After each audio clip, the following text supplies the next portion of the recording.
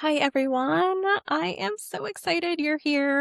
And the reason why I'm so excited today is because this is my first solo cast on YouTube. And yeah, so this is all new for me. And you could also be listening to this on Apple and Spotify, but just to know that the actual video is on YouTube now. So anyway, I am so excited about that. And I am sitting here. It's about mid to end of January, and I have this cozy cup of coffee that my mom brought me. And there's about 2 feet of fresh powder outside. And the trees are covered with snow. I'm looking out the window. You could probably see it a little bit. And just absolutely beautiful. So, anyway, this is a conversation that is kind of long overdue that we're going to have today. So, and I want to talk about today a lot of things, but more particularly our crazy busy minds of period recovery, feeling like it's just never shutting off. Because now you got to eat more, you got to rest more. Okay, cool. Not really cool, but yes, okay, good. Instructions, more food, more rest. But now we've got the general idea, but we're in our heads. It's like we've traded one thing, like the going to the gym every day, the very healthified eating, the structure, the discipline around food and exercise. And now it's like, okay, I got to eat more and I got to rest more. And it's almost like this becomes our new, like, control or obsession. But the only difference with this thing is, well, it's not really a big difference, but you can't control this. Like, there's no way that you can control this in the way that you were controlling things before. So I just want you to know right off the bat, you're in your head 24/7, constantly about period recovery, how your clothes fit, your body, weight gain, exercise. Am I ever going to get back to this? Am I going to lose everything I worked so hard for? I can go on and on. If you find yourself constantly in your head, I just want to let you know you are not crazy and you are definitely not alone. All the women, majority of the women tell me that this being in our head is the hardest part of recovery. Not the eating more, not the resting more, not even the pulling back on exercise, because here's the thing. We're in our head all the freaking time around this, all the time. And so I have a few questions. I'm just trying to pull them up right now that I want you to just consider asking yourself. And those questions are, number one, you're eating more, right? But how do you know it's enough? You know it's more, but how do you know it's enough? And then you're seeing my post, you're listening to my podcast, and you're like, okay, now the question becomes, how do I know it's enough? Okay. And then you might be counting calories. You might be eating more carbs. But how do you still know it's enough to get your period back? Okay. Then cue waiting a little bit longer. And now we're in our head, questioning. Maybe it's too much. See the weight gain. Maybe you say, okay, I'm exercising less too, but now I'm questioning that. I've done the reduction in exercise and still crickets, nothing, no period. And so then you add in the timeline, right? Of like, oh, I've been doing this for 6 months, for 6 years, or however long. My period should be back now. And this timeline also creates a layer of stress. We get back in our head about it. The excitement of period recovery has worn off. The eating more, the resting more. Not to say that was exciting, but you knew what you had to do, and you're a go-getter, you're a type A girl, you see the rules, you follow them. But now we're in our heads because we're doing this thing, we're eating more, we're resting more, but how do we know it's enough? And how do we know that exercise is, even though we're doing less of it, how do we know if that is not too much for our body still? How do you even gauge that? Right? And so anyway, I could go on and on about the questioning. And so going back, we're in our head all the time. The mental gymnastics, the food math, constant checking in, all those things I just said. And then let's cue in comparison, right? Because how does she eat like that and exercise like that and still get a period? Oh my gosh, I'm eating more than my husband who is 6'1". My gosh, I'm on a family trip and I have to stop and eat when no one else is going to stop and eat. Cue guilt. And it shows up out of nowhere and it takes the joy out of all the things. And here's the thing. What makes this so confusing and so hard is that you're doing all the right things. You did the brave part. You've started to eat more. You've started to change your food. You've changed your movement. You've slowed down, at least on the outside. But on the inside, it still feels like so heavy, so just constantly there in the back of your freaking head. And that's no fun. It's no fun for anyone. That's no way to live life. And for a lot of women, this is the moment where period recovery becomes the new control thing, the new obsession, the new fixation. And if that's you, I want you to stay with me because there's nothing wrong with you. And this makes more sense than you've ever heard or probably been told. So I want to offer you some conversation around this today and also some tips. And so I want you to hear this. The thoughts in your head, they aren't truth. They're just thoughts. They aren't your intuition. Like, I'm going to keep gaining, gaining, gaining, gaining. No, not one woman I have ever crossed paths with, whether it be a follower or all the many women you see behind here. You can't probably see the pins from there, but they're pinned on the map. Not one of them came back to me and was like, Cynthia, I want to kill you. Like, I have continued to gain and gain and gain and gain, and like I never stop. Right. So these thoughts don't mean you're doing period recovery wrong. They're just your brain trying to solve a problem that thinks is dangerous. That's all. And your brain thinks food might change your body, right? Brain thinks your body changing might mean your worth changes. That what are people going to think of me? What are my friends going to think? I'm the fittest friend of them all. And they're always like, oh my gosh, Jennifer, like, I don't know how you do it. I don't know how you wake up every day, go to the gym at 5 a.m. I don't know how you like plan all your meals out. I don't know how you say no to like the cake at our monthly birthday coworker meeting, right? So, your belonging changes, your safety changes. And so you panic. It panics. Your brain panics. And it does the only thing that it knows how to do really, really well.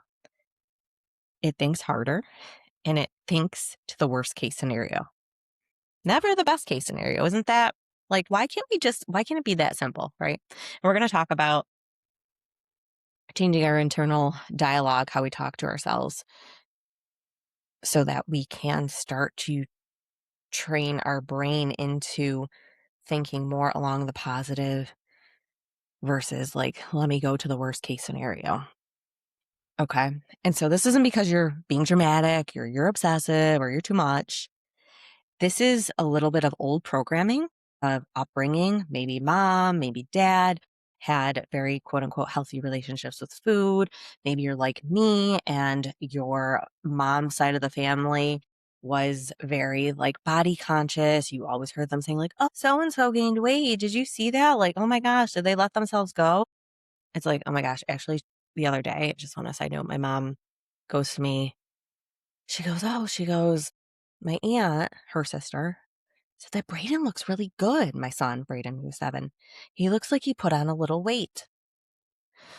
And that just, I try to not let it affect me because we also have to remember, guys, that how everyone else sees and views the world isn't exactly how we see and view the world. Because once you get a taste of recovery, you're going to be like, why in the F do people even think that way? They're even acting that way or whatever. You start to get angry. And so part of me was a little bit triggered. And I'm like, I tried to say this as nicely as I possibly could because I'm very passionate about this. And I'm like, I said, I'm sure she means well, but she shouldn't be commenting on anyone's body. And my mom's like, well, yeah, she didn't mean anything bad by it. I'm like, I know that, but people just shouldn't be commenting on other people's bodies. It's just not right, even if it's coming from a good place. So, anyways, that just came up for me as I'm talking to you guys about this. So, anyway, could be years of old programming due to upbringing, but we also have to make note that if our body has been in a state of underfueling, that alone will cause our nervous system to be in fight or flight, and it's going to be harder to access that rational part of our brain until we become more fueled. But then also, even when we do become more fueled, because if you're listening to this right now and you have eaten more and you rested more, and you're still like, I feel freaking crazy, know that this is a combination of, yes, old programming, but also nervous system dysregulation. So anyway, okay. So this old programming, like I said, it could be parents, it could be family members, it could be going to college. Like I went to school to be a dietitian, and I feel like I walked in with kind of disordered eating already, but my school definitely, I feel like, made that worse for me. But anyway, you could have been praised for years of discipline. You believe that feeling in control actually equals safety. Maybe you grew up in a very unstable childhood. So I'm just trying to say, like, the way you're thinking is not your fault. This noise that's in your head doesn't mean there's something wrong with you.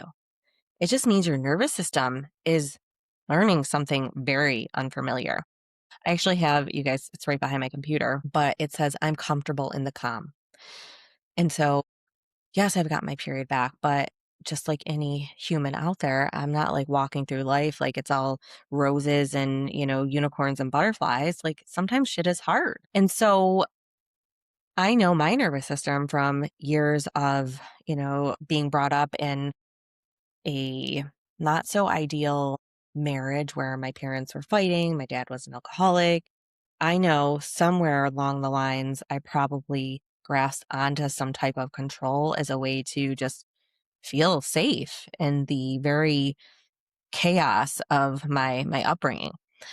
And so I have been working through that for years. I've gotten my period back. I think if it wasn't for my period going missing, I would have maybe bypassed this, and maybe not forever, but I think the period was the first thing that really made me think about like something's going on here with your body.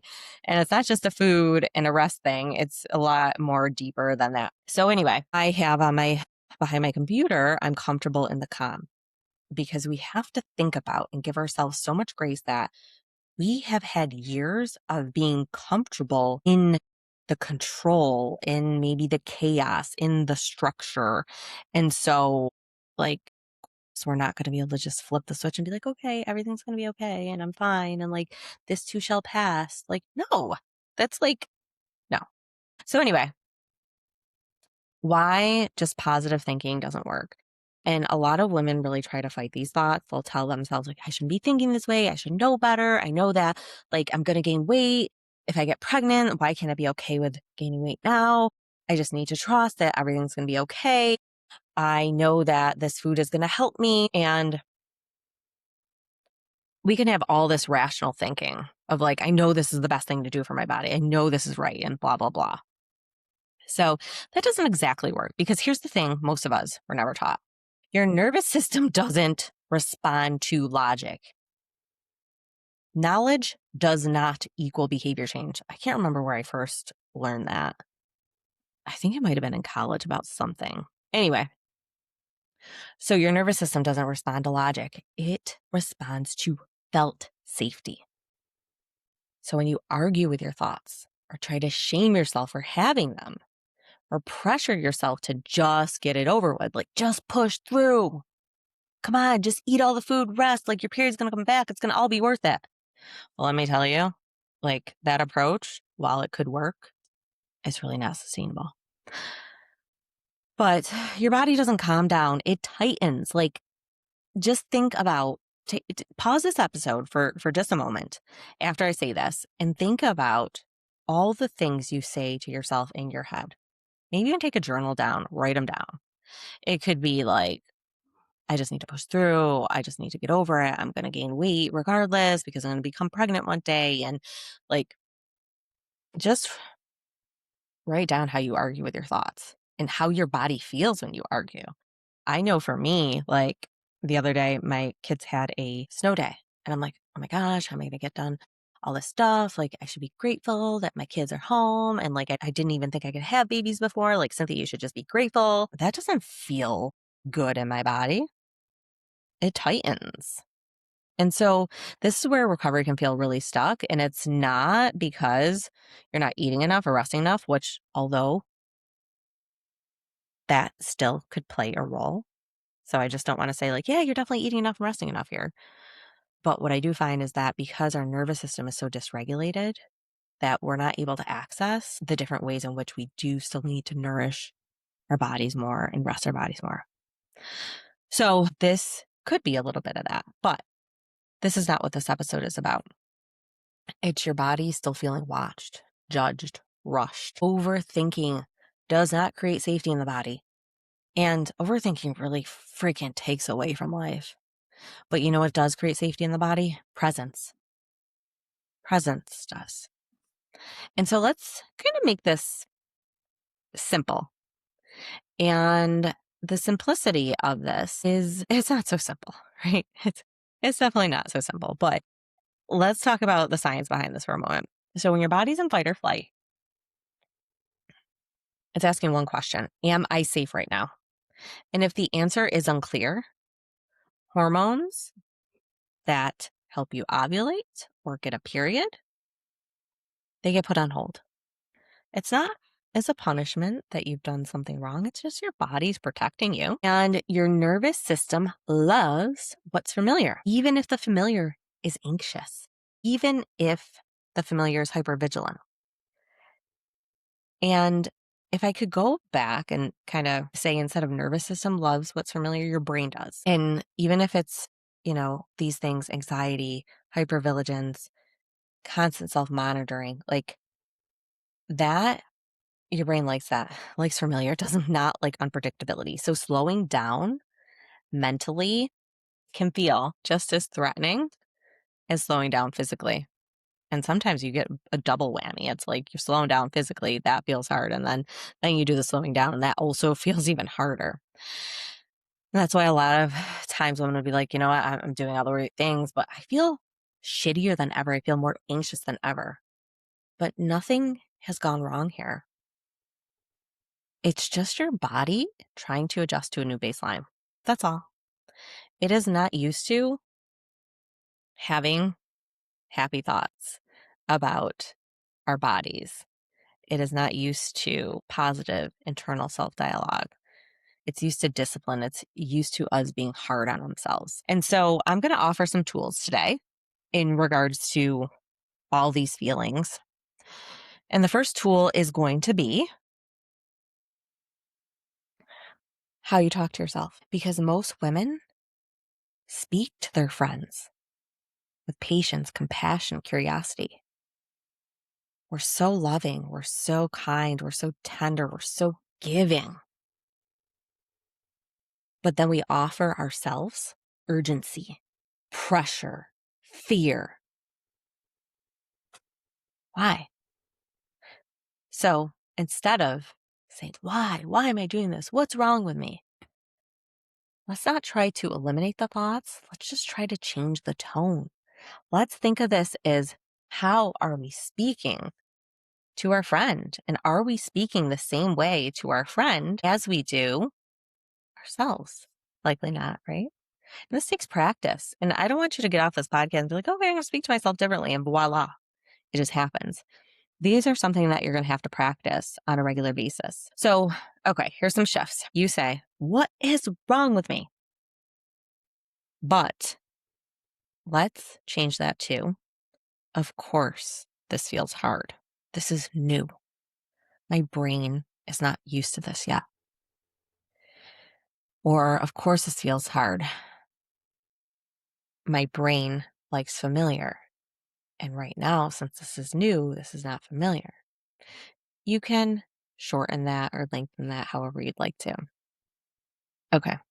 I shouldn't feel this way. I should know better. It's okay if I feel this way. I can still be okay. I'm working on this. I'm practicing my way into this. Another one is I need this to work now. I need to get my period back, like now. Okay. My body does not need to be rushed to heal. You do not need perfect thoughts around this, guys. And this is just a very quick, a thing that I am encouraging you to practice. And this is something we go in much deeper in my coaching program, but you just need to start practicing these safer thoughts. You do not need perfect thoughts. All right. Your second tool, journaling. Journaling. Oh my gosh. I wish that I started journaling way longer, way before I did. And I also wish I journaled more. But sometimes time doesn't allow, and I have many tools in my nervous system regulating toolbox, and sometimes journaling seems to take a bit longer. And if I don't have enough time, I try to do something rather than nothing.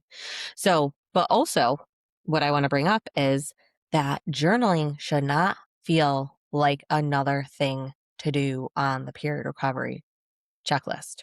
Okay. This is not about tracking progress or finding the right answer. It's about helping your body feel heard. And so, few things you can ask yourself, or actually write in your journal, is what feels scary right now? What feels scary? Okay. It could be like, I am scared of what my coworkers are going to think. I'm scared what my family's going to think. I am this, I am that. Okay. There's no right or wrong answer. Just asking yourself, what feels scary right now? Because it's not just about the food and the body changing. What am I afraid of if I let go a little more? One of my clients, Jenna, I think I said Gemma, not Jenna. Her advice was when you feel like you've let go a little bit more. What does my body need reassurance about today? What do I need reassurance about? That I won't continue to gain and gain and gain. Okay. All right. That's what I need. Okay. Go deeper than that. Do you need reassurance that you're still going to be loved? That your husband is not going to be upset when your butt becomes a little bit rounder and bigger because it's no longer like a child's butt? And I joke because I always wondered, you guys, when I was in my recovery day, because I wanted like this nice round butt, and I worked my ass off to get it, literally squats, deadlifts, like everything. I CrossFitted my booty off, really. I really did CrossFit my booty off. Oh my gosh, I'm dying right now because I wasn't eating enough. And therefore, there was no muscle building going on there. My body was in survival mode. But, anyways, I don't want to go into what's the here and now for me. And I just want you to write this down. I don't want you to analyze. I don't want you to judge what's coming up. You're not trying to change the feeling. You're just letting it exist without any danger. So the next tool I'm going to share with you guys is breath, your breath. I can't remember when I do remember when my third round, I was coming up on my third round of IUI, and the first two didn't take, and I was eating more, I was resting more. Was it enough? I don't know. Likely not, because I was still scared as all hell about gaining weight, and I would have all this internal dialogue. Well, you're going to gain weight anyways, like you're fine and whatever. So anyway, breathing. I started to breathe. I started to meditate. And when I first learned about my breath, it was actually, I remember now, I was doing yoga with a friend at my CrossFit gym, and I would never allow myself to do the yoga until I got my kick-ass CrossFit workout in, because yoga didn't count. And I remember her saying, I did my first Shavasana, and I was like, oh my God, like that was amazing. That holy shit, that was amazing. And she's like, "You can come back to your breath at any time." I'm like, "I can?" And little did I know at that particular time, my body felt really safe in that moment. And so your breath is actually the fastest way to tell your nervous system, I'm safe, especially the exhale. And a slow, longer exhale tells your body you are not being judged, you're not being chased, you're not being timed. And guys, even a few breaths count. You don't have to calm your mind first. The breath does the work for you. And now, if you're just starting out on this and you're like, oh my God, I never thought about breathing. And, I get that. I didn't either to a certain point. So we have to remember this is unfamiliar. It might feel hard. It might feel uneasy. It might feel like maybe it doesn't like work.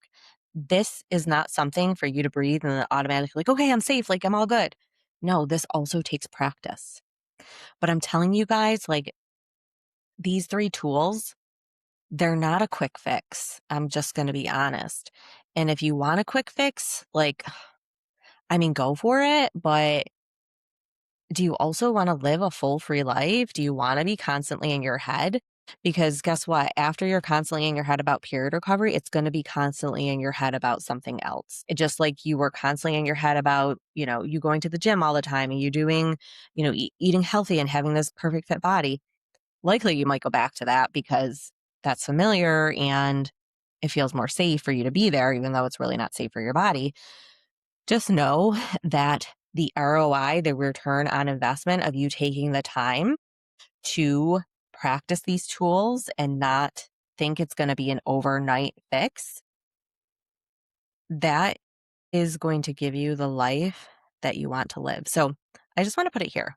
I want you to think about if you had your period back right now, what goals and aspirations do you have for yourself? Do you want to advance in your career? Do you want to become a mom one day? Do you want to travel the world with your kids? Do you want to be a yoga teacher? Do you want to get out of the shitty corporate career that you're in that just sucks the life out of you and brings you no joy? What are some things? I just want you to just pause and dream with me for a bit. Just think about the things. I know for me, if someone asked me this when I was in the thick of it, I'd be like, I don't give a shit. Like, I just want my period back. No, no, no, no. No, no, no. I'd say, Cynthia, now pretend just for a moment because guess what? You are going to get your period back. Like the science is out there. You're going to get it back. But what else do you want out of your life?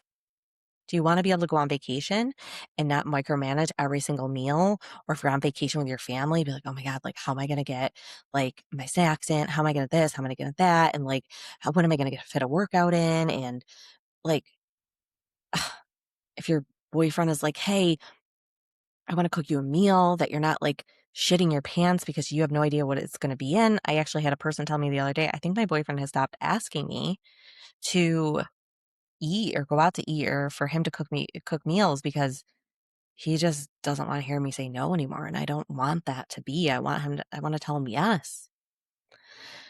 So I just want you to think about that because to me, getting your period back is more than just a period. And it's what has brought me my life back as well. But it takes practice. But you don't have to do this alone either. So here's what I want you to take away from this episode is that this phase of recovery is so common. It's so human. And it's also temporary. But how long do you want this temporariness? I don't even know if that's a word to be temporary for it. Do you want it to be short temporary or like long drawn out temporary? Okay. So your body isn't broken. It's not ignoring you. It's not saying like, oh, well, screw you. I'm going to make it harder for you to get your period back, which by the way, sometimes your body is a little bit temperamental and it's like, oh, well, you lost your period once, you got it back, then you went back to your old ways. Now I'm going to make it harder. Your body actually does do that. It's a survival technique. And then also the weight thing. I just want to throw that out there. Oh, I had my body at like these kgs or this, 110 pounds. And now I'm 5 pounds over that weight or 5 over that weight, but my period isn't back. Well, the two aren't connected. Like weight doesn't equal your period coming back and your body gets smarter over time. Kind of like a safety net for it, just in case you go into debt again. Think of it like higher interest on your credit cards and your banks because you have kind of misaligned the money from before. So Anyway, your body right now is responding to what it feels, not just what you're doing.